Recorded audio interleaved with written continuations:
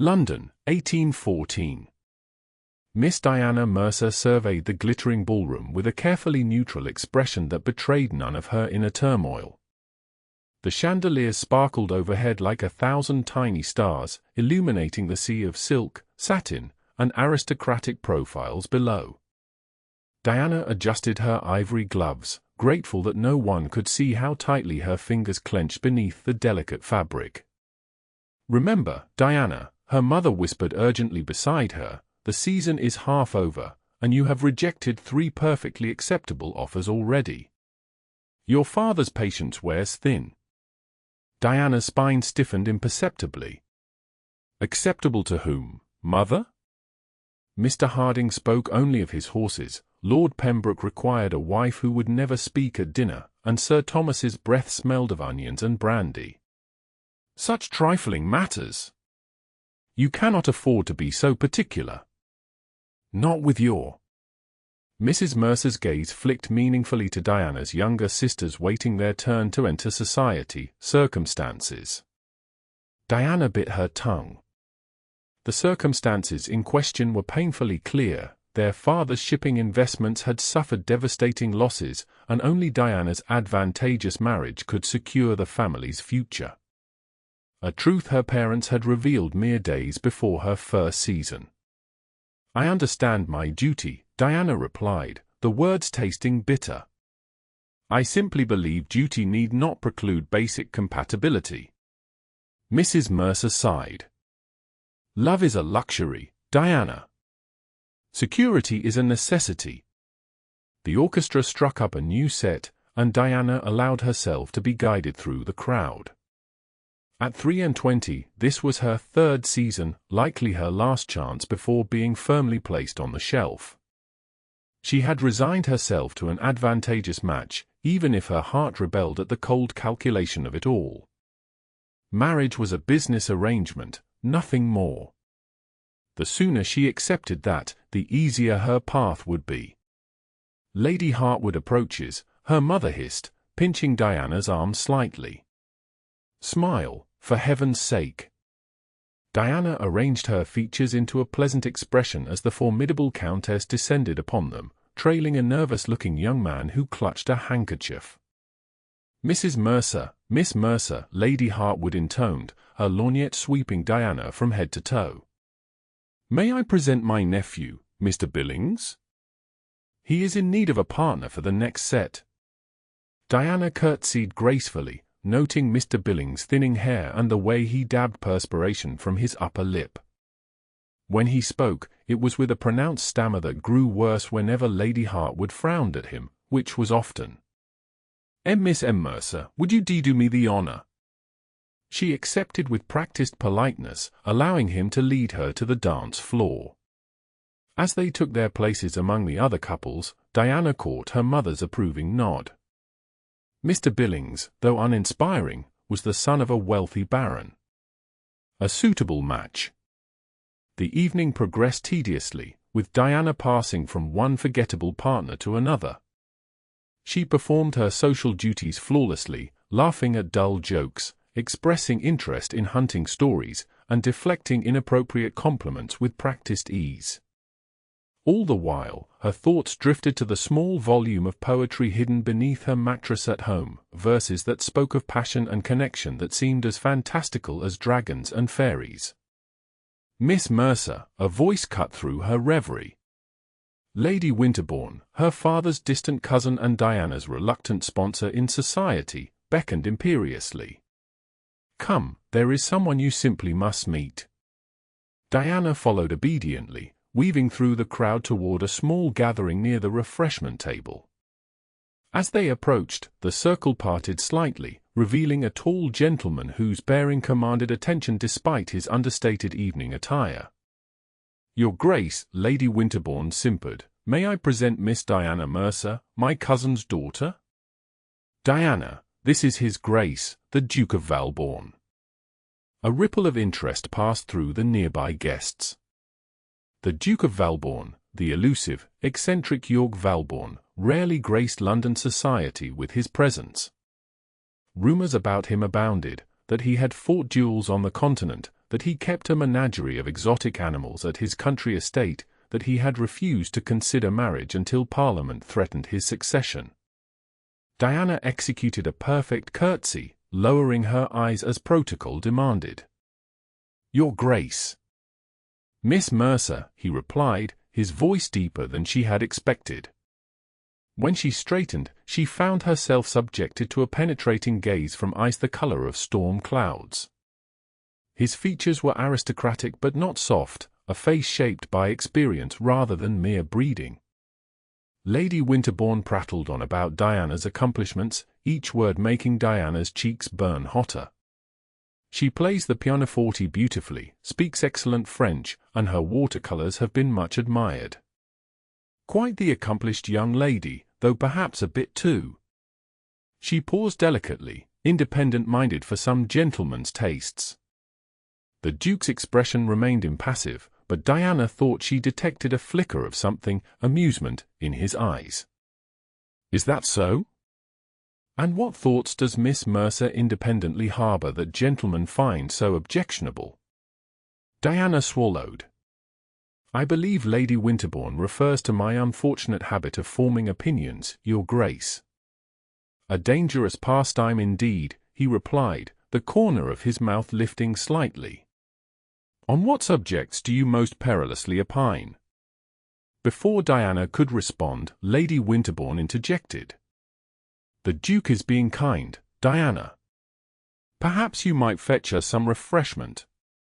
Effectively dismissed, Diana moved toward the refreshment table, her composure intact but her pride smarting.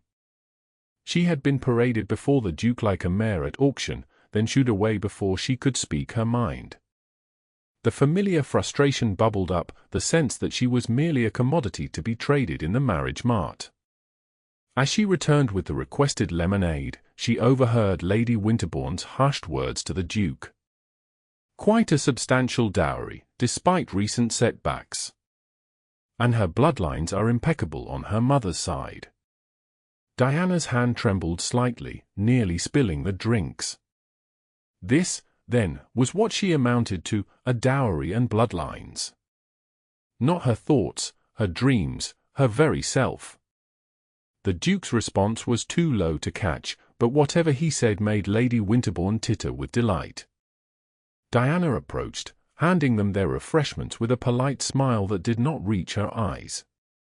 The conversation shifted to safer topics: the weather, recent performances at the theatre, an upcoming exhibition at the Royal Academy. "You are unusually quiet, Miss Mercer," the Duke observed during a lull. "Have we exhausted your independent thoughts so quickly?" Diana met his gaze directly. "On the contrary, Your Grace.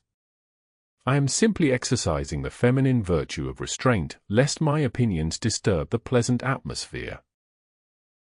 "Now I am intrigued. What opinions do you restrain that could possibly cause such disturbance?" Lady Winterbourne looked alarmed. "Your Grace is too kind to indulge her." "Diana, perhaps you should—" "I believe," Diana interrupted, her voice soft but clear, "that society's conception of marriage as primarily a financial arrangement rather than a partnership of minds and temperaments contributes significantly to the general unhappiness observed in many aristocratic households." The silence that followed was profound. Lady Winterbourne appeared stricken, while the Duke regarded Diana with newfound interest. "A bold assertion," he finally said. "And one that challenges the very foundation of our social order." "The truth often does, Your Grace." His lips quirked. "And you fancy yourself a purveyor of truth, Miss Mercer?" "Merely an observer of it." Before the Duke could respond, the musicians began tuning their instruments for the next set. He inclined his head slightly. "Would you do me the honor of this dance, Miss Mercer? I find myself curious to learn what other truths you have observed." Diana accepted with as much composure as she could muster, aware of the envious glances from other young ladies as the Duke led her to the floor. As they took their positions for the quadrille, she noted that his hand, when it briefly touched hers, was calloused in places, unusual for a nobleman who could afford to avoid manual labor. "You disapprove of my calluses, Miss Mercer?" he asked, catching her glance. "Not at all. I find them refreshingly honest in a world where gentlemen pride themselves on hands that have never known work." He executed a perfect turn. "You value honesty highly." "I value authenticity," she corrected. "There is a difference." "Enlighten me." Diana considered her words carefully as they moved through the figures of the dance. "Honesty is merely the absence of falsehood. Authenticity is the presence of truth, the courage to be oneself despite expectations." The Duke guided her through a promenade, his expression thoughtful. "And you believe yourself authentic, Miss Mercer?" "I strive to be," she admitted, "though I often fall short in the face of social necessity." "As do we all." Something in his tone suggested personal knowledge of such compromise. The dance ended too quickly, and Diana found herself reluctantly curtsying as the Duke bowed. He escorted her back to her mother, who had materialized with remarkable speed once she noticed who her daughter's partner had been. "Your daughter dances as well as she philosophizes, Mrs. Mercer," the Duke said with a slight bow. "You are too kind, Your Grace," her mother simpered, shooting Diana a look that clearly communicated both amazement and warning. The Duke took his leave, but not before his gaze lingered on Diana's face for a moment longer than propriety strictly allowed. She felt the weight of that look long after he had disappeared into the crowd. "What did you say to him?" her mother demanded in an urgent whisper.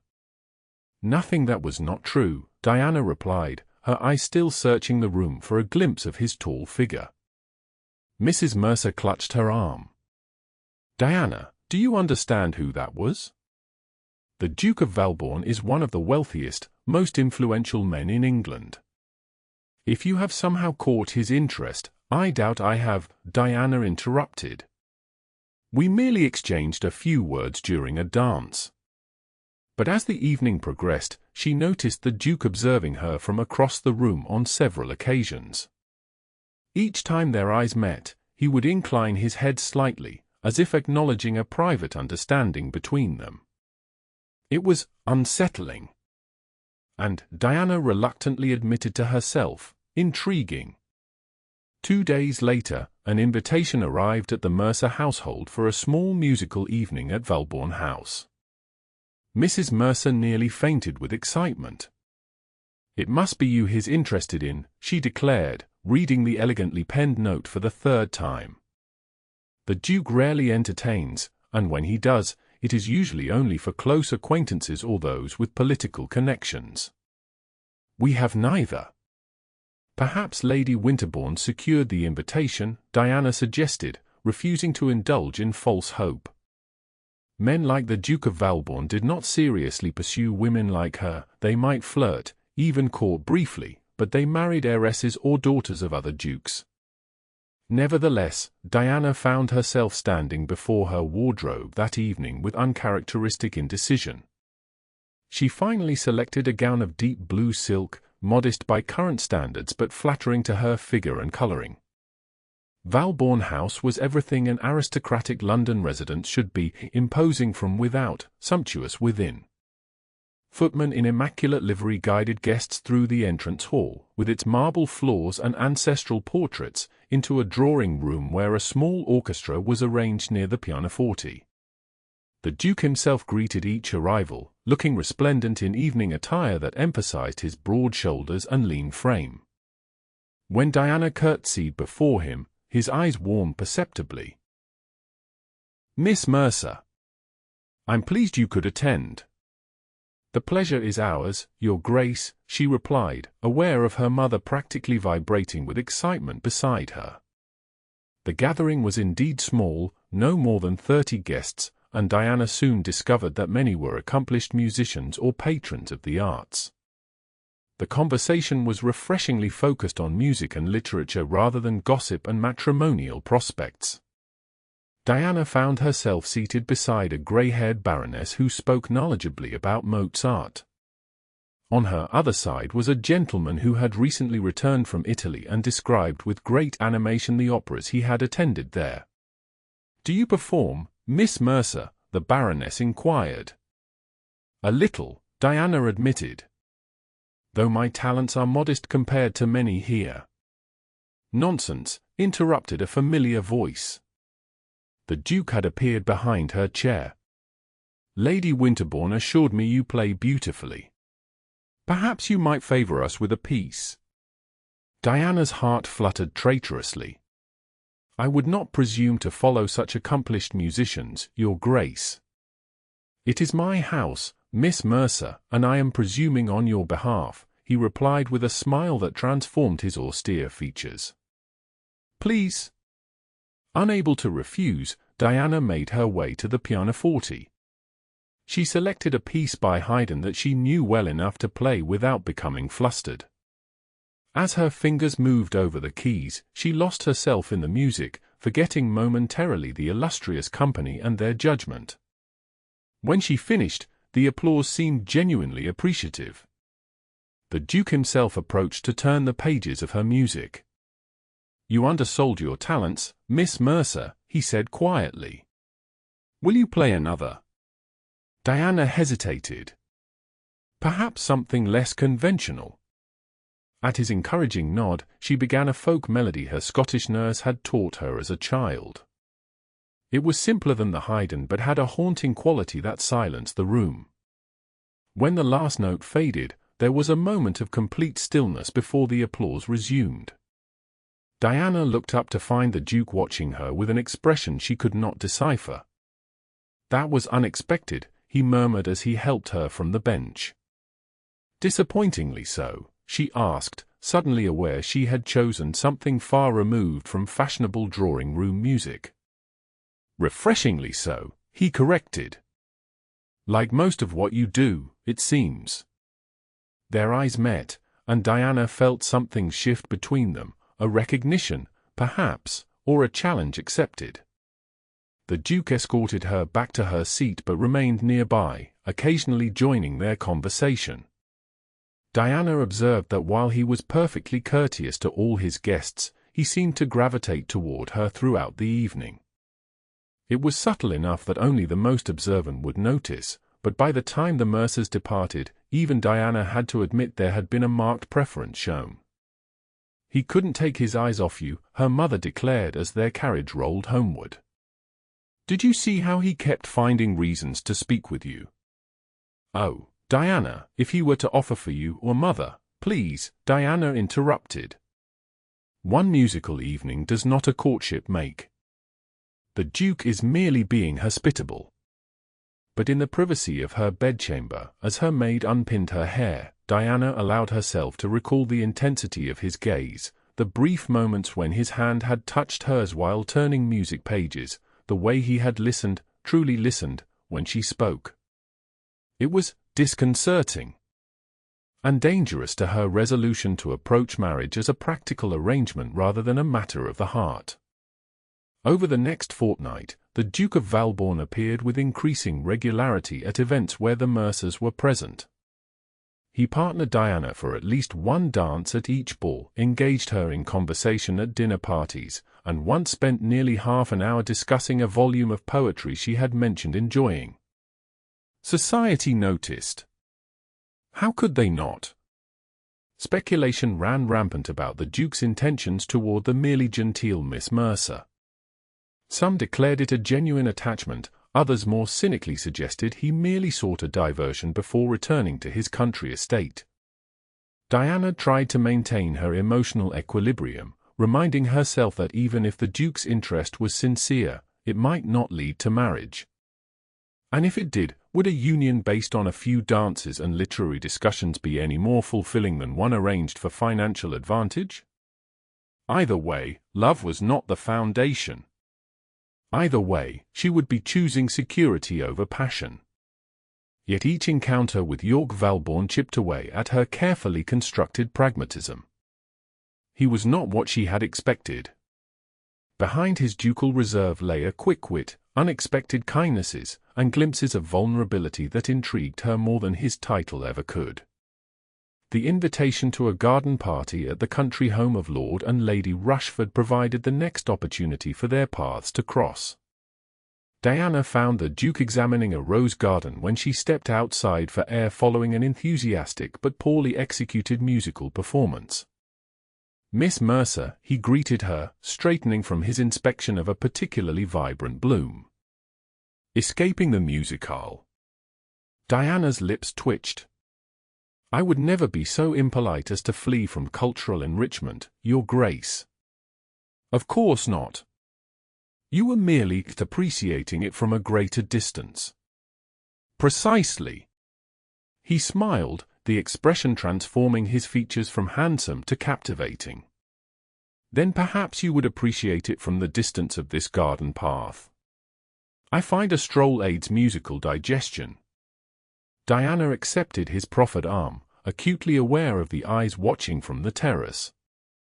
They walked in companionable silence for several minutes, following a gravel path that wound between carefully tended flower beds.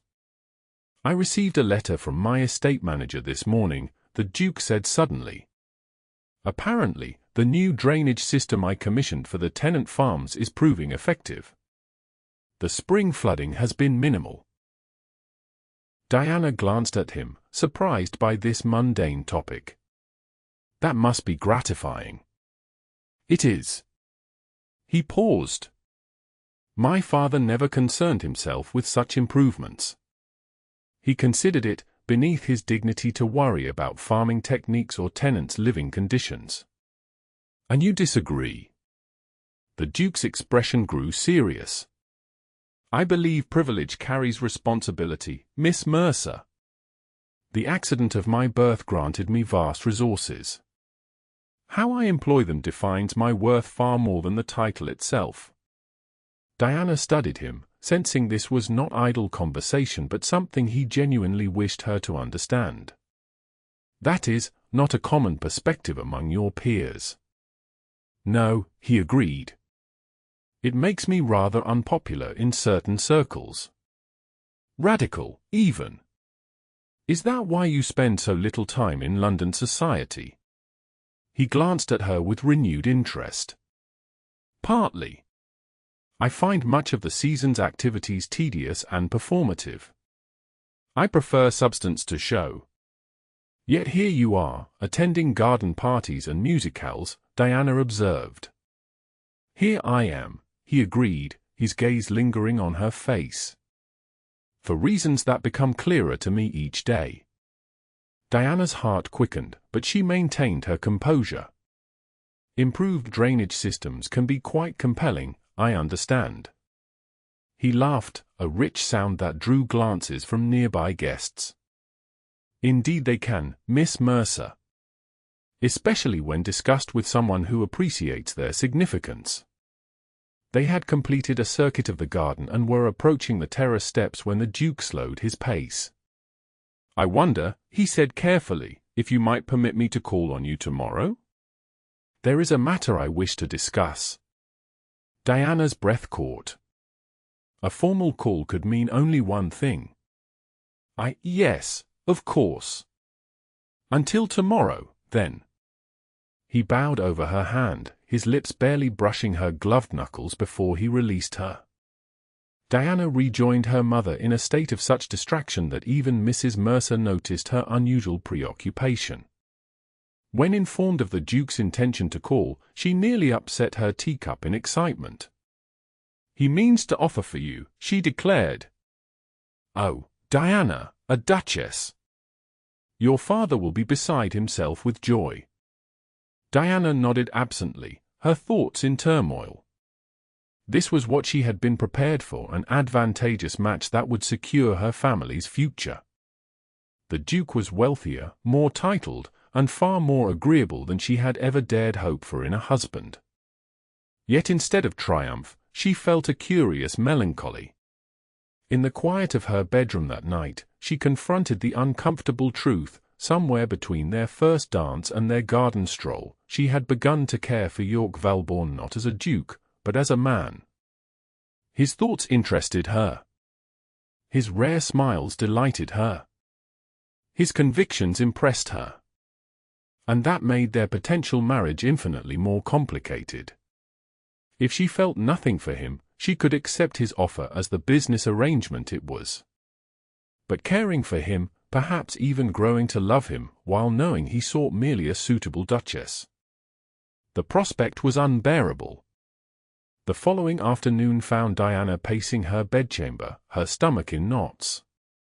She had selected and rejected 3 different gowns before settling on a simple day dress of pale green muslin.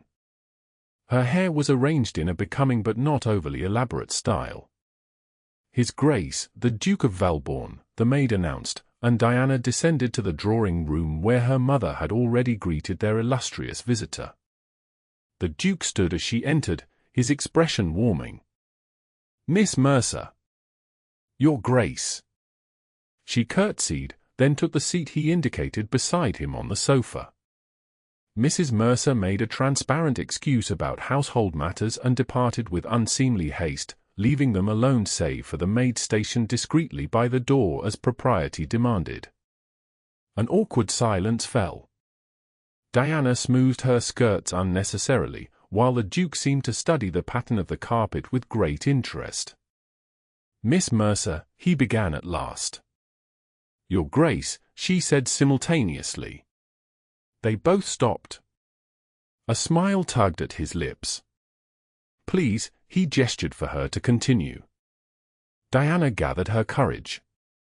"Before you speak, I feel I must clarify something. My family's circumstances, they are not as they once were. My father's shipping ventures have suffered significant losses. The dowry Lady Winterbourne may have mentioned, it is much reduced." The Duke frowned. "I am aware of your family's financial situation, Miss Mercer." "You are?" Diana blinked in surprise. "Of course. I make it a point to be well informed about matters that concern me." He paused. "Did you think I was unaware? Or that it would matter to me?" Diana's cheeks warmed. "I merely wish to ensure there were no misunderstandings." "The only misunderstanding," he said quietly, "would be if you believed my interest in you had anything to do with your dowry, large or small." He rose suddenly and paced to the window, his back to her. When he spoke again, his voice had lost some of its customary assurance. "I did not come to London this season in search of a wife. I came because Parliament threatened to challenge my inheritance if I continued to avoid my dynastic responsibilities." He turned to face her. "I expected to endure tedious social functions, make a practical selection from eligible young ladies, and return to Valborne Park with my duty discharged." Diana's heart sank at this confirmation of his pragmatic approach. "Instead," he continued, moving closer, "I found myself engaged in the most stimulating conversations I've had in years. With a woman who plays Scottish folk songs at formal musicales, who speaks of authenticity rather than mere honesty, who challenges me to justify my convictions rather than simply accepting them because of my rank." He took her hands in his, an impropriety she was too stunned to object to. "Diana Mercer, I have not come to offer you the position of Duchess, though that would be yours. I have come to ask if you might consider becoming my wife, my partner in life's journey, my companion in both joy and difficulty, the mother of my children, and the keeper of my heart." Diana stared at him, scarcely believing what she was hearing. "You care for me?" "Far more than is wise after such a brief acquaintance," he admitted, a vulnerability in his expression she had never seen before. "I find myself thinking of you constantly. Your opinions challenge me. Your smile captivates me. Your courage in speaking your mind inspires me." He sank to one knee before her, still holding her hands. "I know society would say this is too fast, too impulsive for a man of my position. But I have never been conventional, and I suspect neither have you. Will you marry me, Diana? Not for my title or my fortune, but for the possibility of a life lived in authentic partnership." Diana felt tears prick her eyes. All her carefully constructed beliefs about marriage as a practical arrangement crumbled in the face of his earnest proposal. I had convinced myself that love was a luxury I could not afford. And now? A smile bloomed slowly across her face. Now I find myself reconsidering many things I once believed certain. Is that a yes? His thumbs traced gentle circles on her palms. It is a yes, she whispered. Yes, I will marry you, Duke of Valborne, not for your dukedom, but for you. His answering smile was radiant as he rose and, with a quick glance to ensure the maid was looking discreetly away, pressed a brief kiss to her lips. You have made me happier than I ever expected to be. The weeks that followed passed in a whirlwind of preparations. The betrothal announcement caused a sensation in society circles, with speculation running rampant about how the merely genteel Miss Mercer had captured one of England's most eligible dukes. Diana found herself suddenly the focus of intense scrutiny, with former acquaintances suddenly claiming intimate friendship and strangers examining her every move for clues to her strategy. I assure you, I had no strategy beyond speaking my mind, she told York during one of their chaperoned walks in Hyde Park. A tactic most would consider ruinous rather than enticing. Most men are fools, he replied simply, guiding her around a puddle from the previous night's rain. They claim to want biddable wives, then complain of boredom once they have them. The pinnacle of the social season was Lady Featherton's midsummer ball, an event so exclusive that invitations were coveted like royal warrants. The Mercers, who had never before been included on Lady Featherton's guest list, now received an embossed invitation delivered by special messenger. It's because of your betrothal, Mrs. Mercer declared, examining the heavy card with satisfaction. We are suddenly worthy of notice now that Diana is to be a duchess. Diana exchanged a glance with York, who had called to escort them to an exhibition at the Royal Academy. How fortunate that my value as a human being has so dramatically increased through no effort of my own. His lips twitched. Indeed. I find my own worth has similarly appreciated since acquiring such an accomplished fiancé. Lady Featherton remarked just yesterday that my conversation has become remarkably more interesting of late. The night of the ball arrived with clear skies and mild temperatures, a blessing in a summer that had seen more than its share of rain.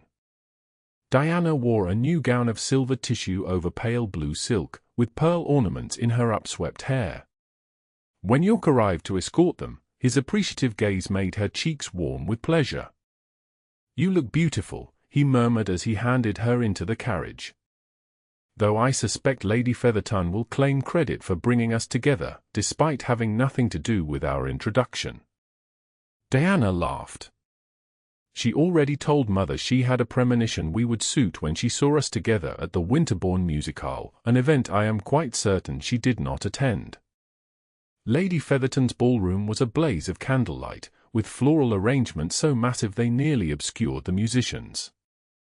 Diana entered on York's arm, aware of the eyes that followed their progress and the whispers that trailed in their wake. Your Grace, Lady Featherton gushed, greeting them with effusive warmth. And Miss Mercer, soon to be Duchess of Valborne. You must be counting the days. Everyone, York replied with a polite smile that did not quite reach his eyes. Though we find ourselves rather enjoying the betrothal period as well. They moved through the crowd, accepting congratulations and engaging in the expected social pleasantries. York was called away briefly by a political associate, leaving Diana in conversation with several young ladies who had never before sought her company.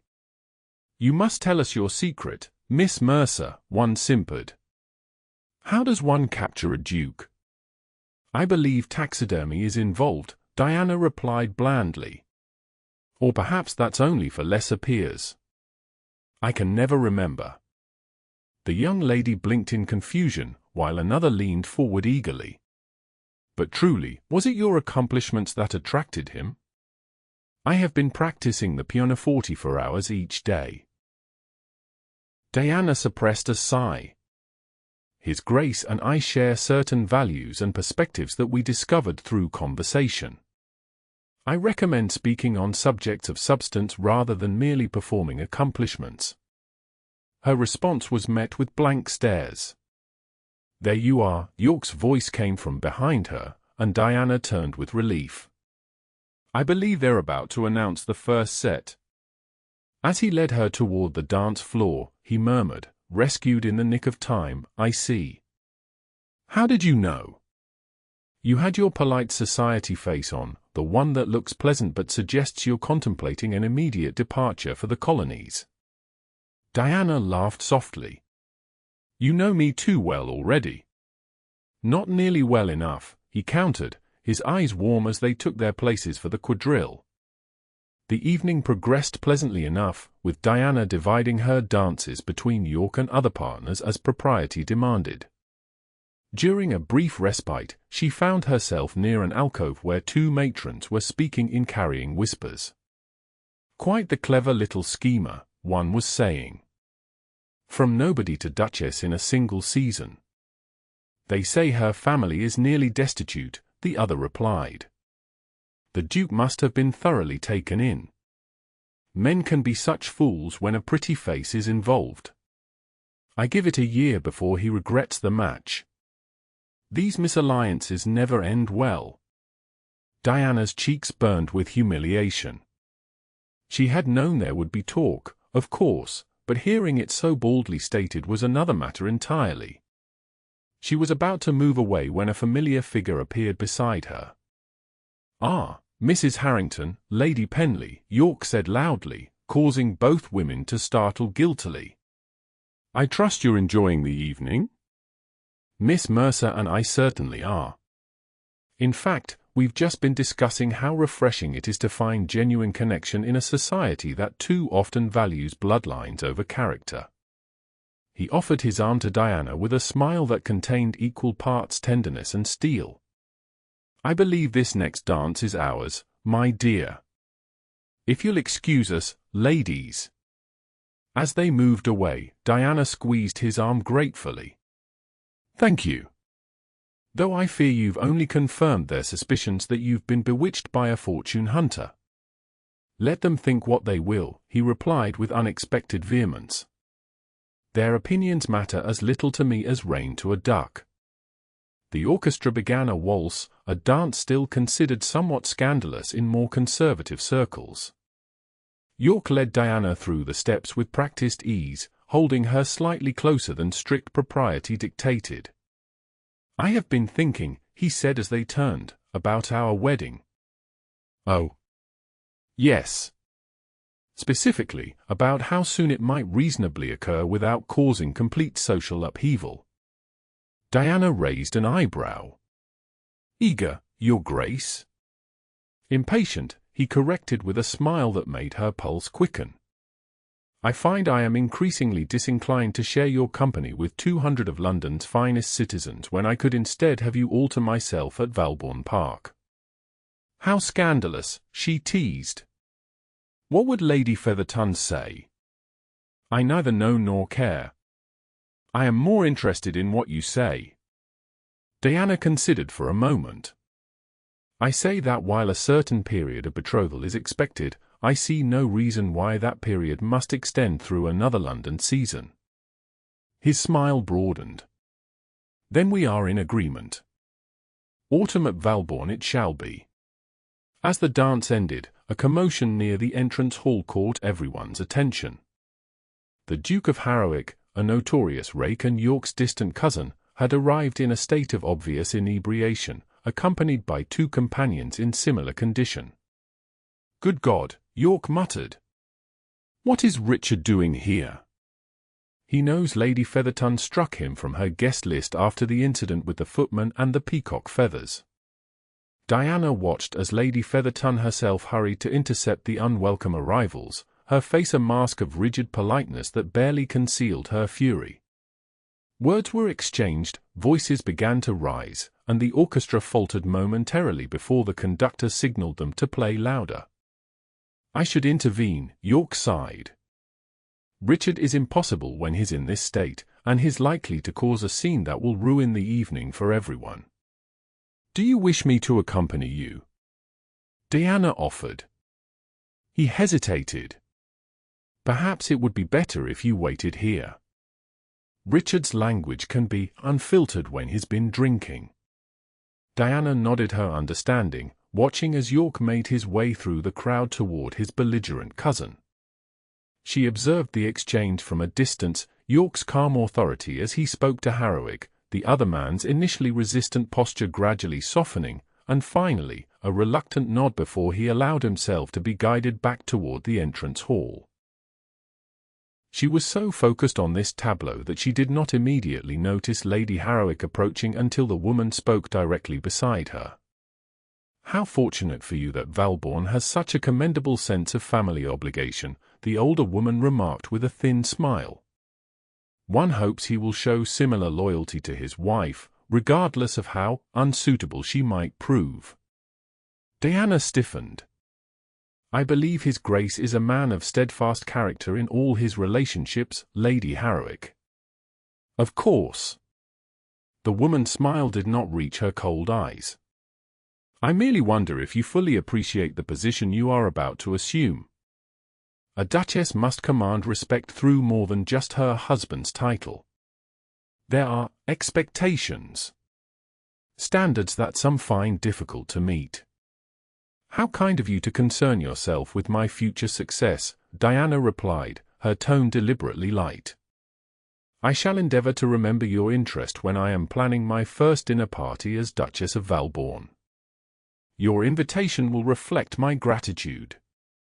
Lady Harrowig's eyes narrowed slightly. Impertinence may amuse during courtship, Miss Mercer, but it rarely serves a duchess well. Before Diana could respond, York reappeared at her side. Lady Harrowig, he acknowledged with a cool nod. I see you've been keeping my fiancé company. How thoughtful. We were just discussing the responsibilities of a duchess, Lady Harrowig replied smoothly. Such an important role requires careful preparation. Indeed, York agreed. Fortunately, Miss Mercer possesses precisely the intelligence, compassion, and moral clarity the position demands. Qualities I value far above the more superficial attributes some might prioritize. The pointed remark hung in the air between them. Lady Harrowig's mouth tightened before she inclined her head stiffly and moved away. I assume that was as unpleasant as it appeared, York murmured. She was merely expressing concern for your future happiness with such an unsuitable bride, Diana replied, attempting humor despite the sting of the encounter. York's expression darkened. I tire of these petty cruelties disguised as social concern.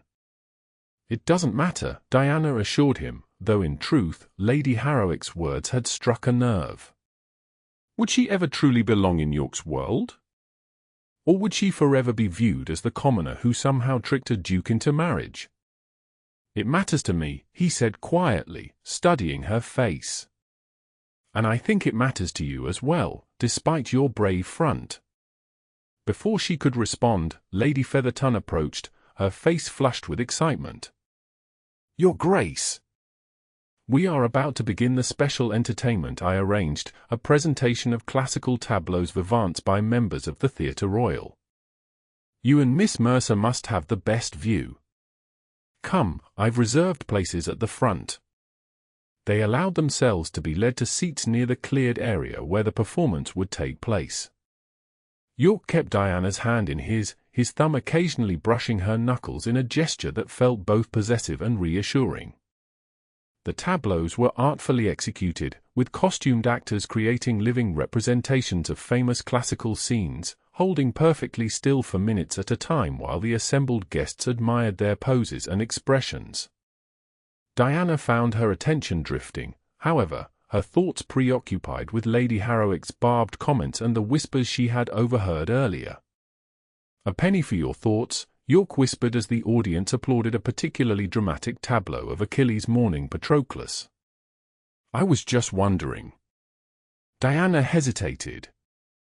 Do you ever worry that we've rushed into this betrothal? That perhaps we should have given ourselves more time to be certain? His expression grew serious. Are you having doubts?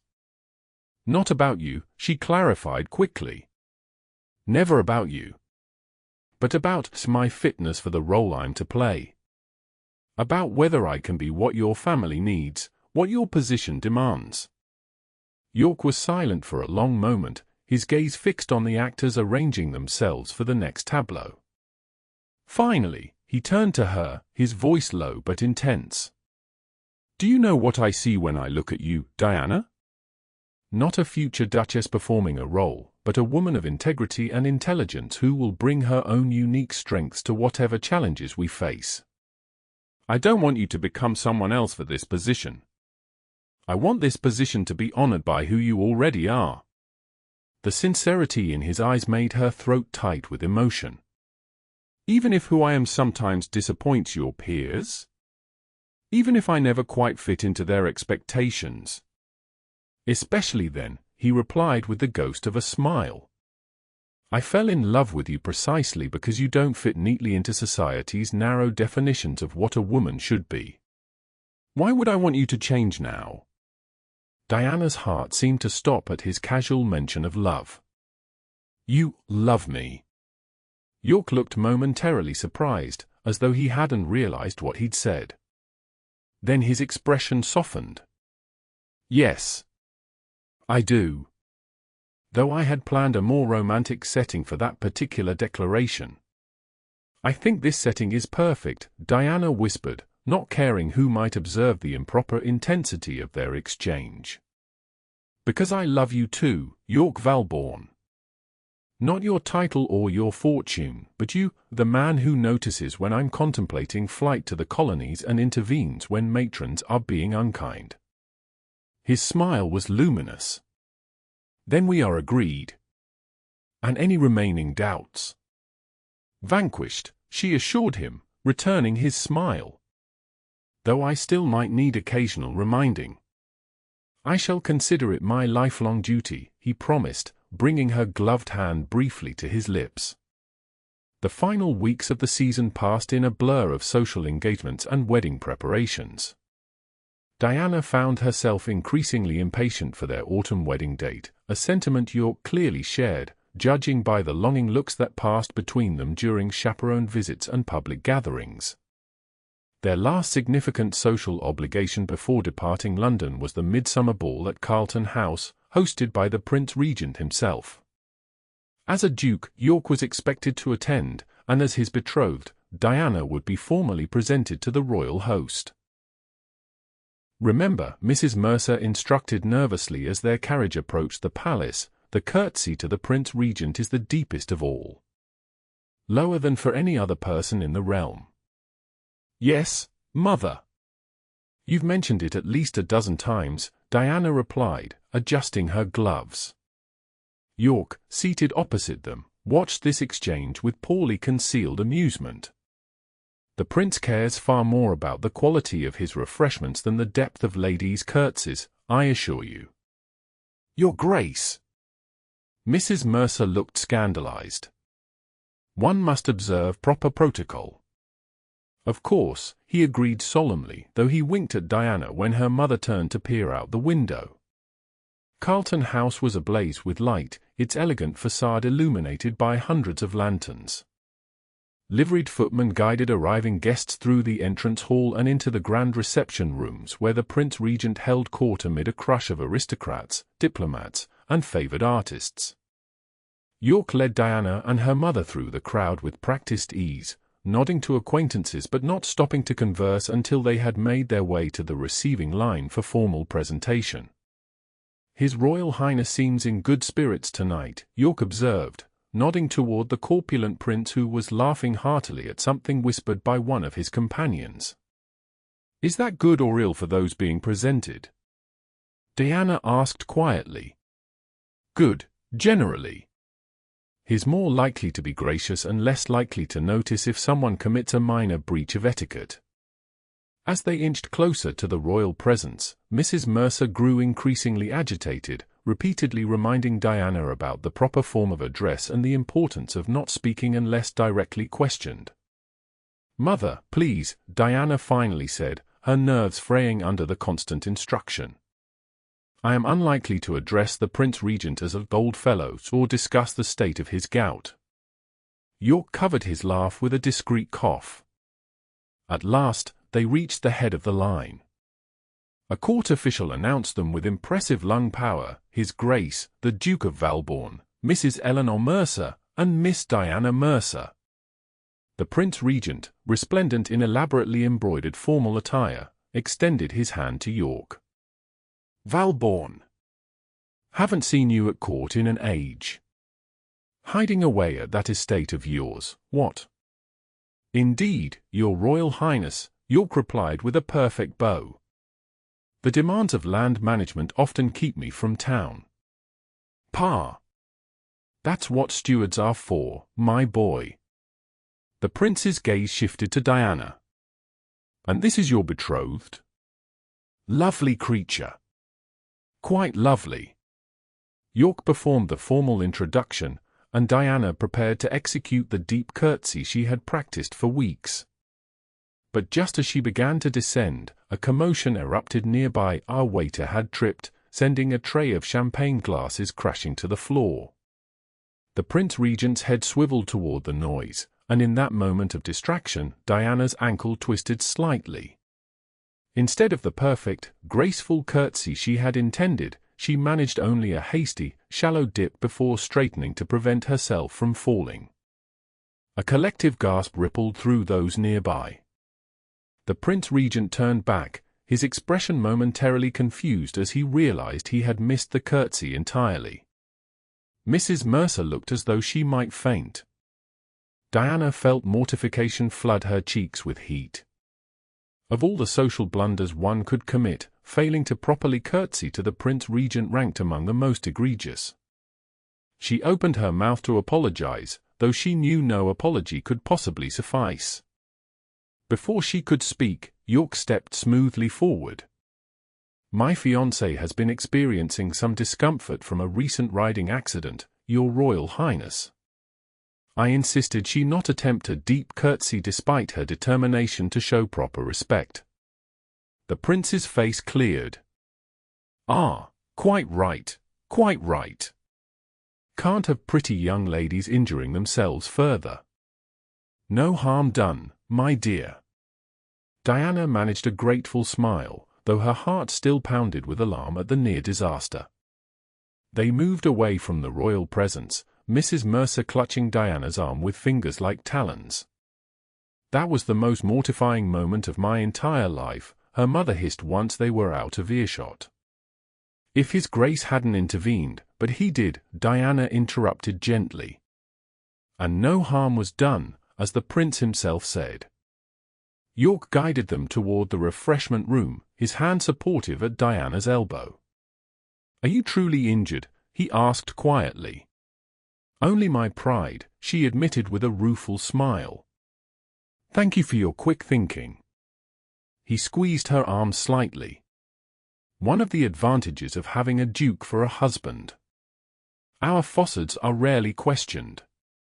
The remainder of the evening passed without further incident.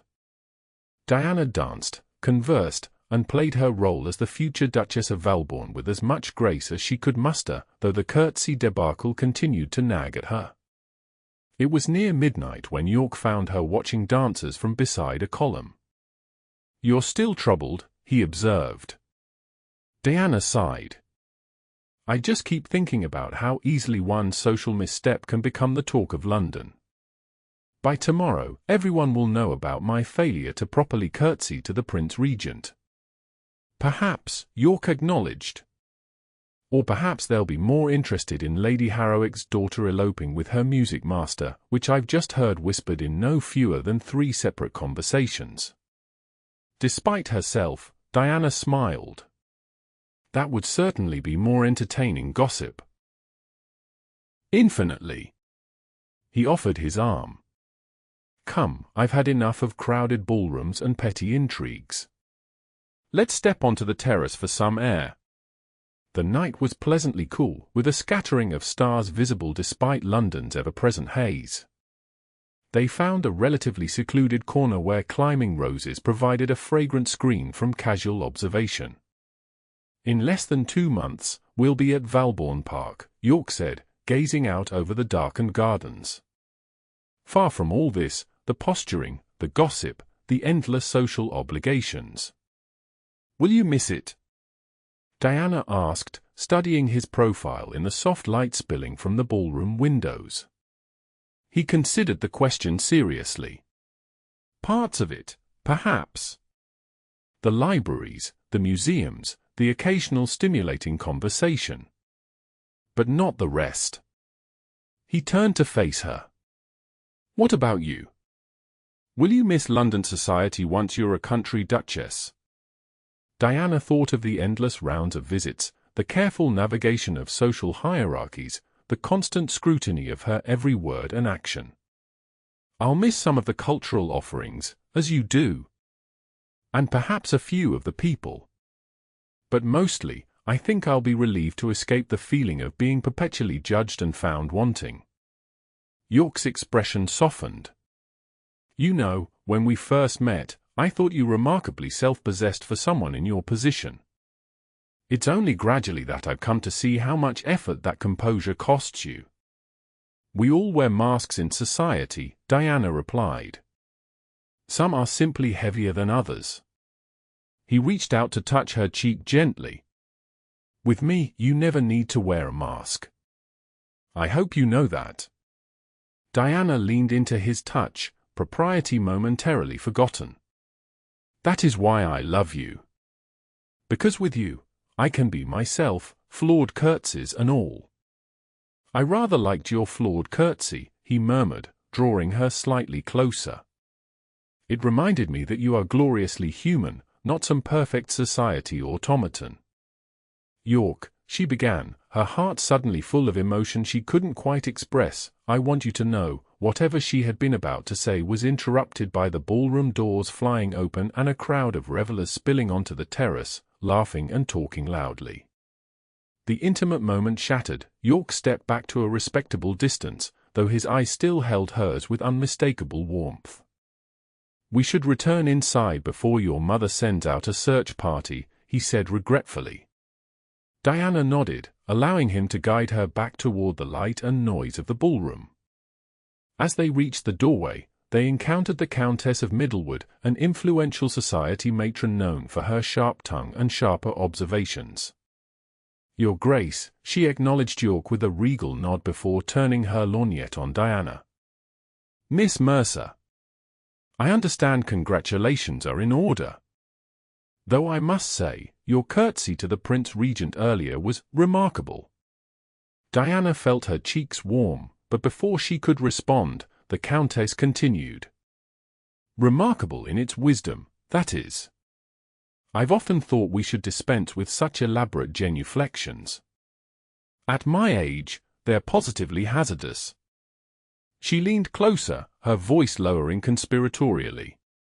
"Between us, my dear, I think you've started a welcome trend. By next season, we may all be nodding regally like the gentleman instead of risking our knees in these absurd descents." Diana blinked in surprise, then managed a grateful smile. "You're very kind, Lady Middlewood." "Not kind, practical," the Countess corrected, tapping Diana's arm with her closed fan. "You'll make an interesting Duchess, Miss Mercer. We could use a few more of those." With that surprising endorsement, she swept away, leaving Diana staring after her in bemusement. York chuckled. The redoubtable Countess has given her approval. Your position in society is now unassailable. Because I failed to curtsy properly. Diana shook her head in wonder. Society makes no sense. None whatsoever, he agreed cheerfully. Which is why we shall be much happier at Valborne, making our own rules. The remainder of the evening passed in a pleasant haze, with Diana finding herself unexpectedly at ease now that the pressure of royal presentation was behind her. Even the whispers and glances she occasionally noticed seemed less threatening, as if the Countess's approval had indeed provided a shield against criticism. As the ball began to wind down in the early hours of the morning, York escorted Diana and her mother to their waiting carriage. "I'll call tomorrow," he promised, helping Diana inside. "We have final arrangements to discuss before you leave for your aunt's house in the country next week." "I shall look forward to it," she replied, suddenly reluctant to part from him even for the few hours until morning. As the carriage pulled away from Carlton House, Mrs. Mercer let out a long sigh that seemed to contain equal parts exhaustion and satisfaction. "Well, that could have been a complete disaster, but somehow you emerged unscathed." Even triumphant, if Lady Middlewood's remarks are any indication. Diana smiled tiredly. "I'm as surprised as you are, Mother." "The Duke handled it beautifully," Mrs. Mercer continued, settling back against the squabs. "Such quick thinking. And did you notice how he never left your side afterward? Most attentive."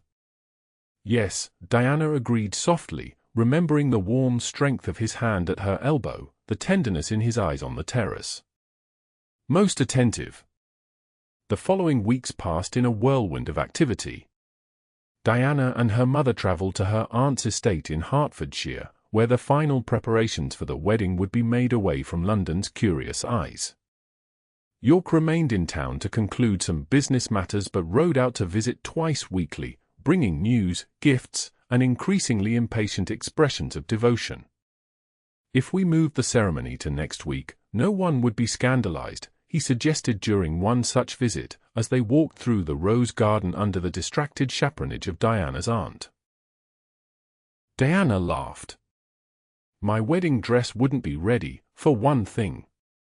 And for another, proper notice must be given for banns, unless you're proposing we elope to Gretna Green like impetuous school children." "The thought has crossed my mind," he admitted with a rueful smile.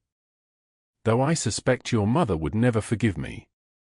Nor would half the aristocracy, who have already arranged a journey to Valborne for the ceremony. We've waited this long, we can manage a few more weeks."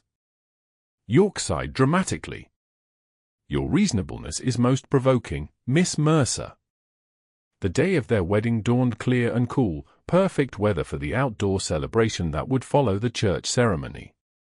Diana stood before her mirror in the Duchess's suite at Valborne Park, where she had been installed the previous day, watching as her maid and her mother fussed with the final adjustments to her gown. The dress was a marvel of ivory silk and Brussels lace, with pearl embroidery that caught the light with every movement. Her hair was arranged in elaborate curls, adorned with orange blossoms and secured with the Valborne diamond tiara, a gift from York delivered that morning with a note that had brought tears to her eyes.